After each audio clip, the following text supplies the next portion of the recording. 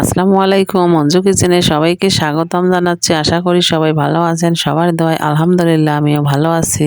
আমি আজকে গরুর মাংস রান্না করতেছি, ওই ভিডিও আপনাদের সঙ্গে নিয়ে আসছি। বরাবরের মতো যেভাবে আমি মাংস রান্না করি ওভাবে সব কিছু আমি মাংসের মধ্যে দিয়ে দেবো মশলা। মাংস ধুয়ে পরিষ্কার করে প্রেসার কুকারে দিয়ে পরিমাণ মতো এখন আমি সব মশলা একে একে দিয়ে দেবো।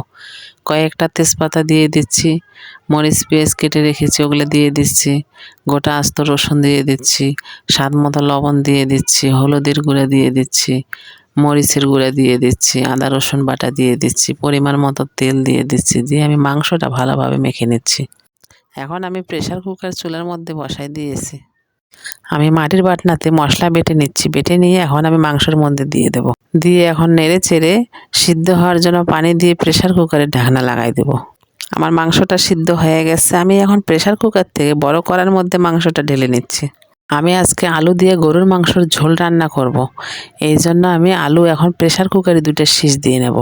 আর এক চুলায় আমি মাংস ভুনা করতেছি। এক চুলায় আমি মাংস কষাচ্ছি, আর এক চুলায় আমার আলু হয়ে গেছে। এখন আমি আলুটা মাংসের মধ্যে দিয়ে আরও ভালোভাবে কষাই নেব।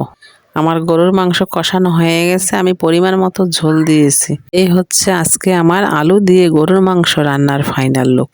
আমার কয়েকদিন ধরে কাশি, তো এই জন্য আমার ভয়েসে এরকম হয়। গরুর মাংসর পাশাপাশি আমি মসুরের ডাল রান্না করছি, ওই ভিডিও আপনাদের সঙ্গে নিয়ে আসছি। আমি যে দুটো রান্নার ভিডিও দেখাইলাম আপনাদের, গরুর মাংসর পুরো ভিডিও দেখাইছি, ডালের ভিডিও পুরো দেখাইনি।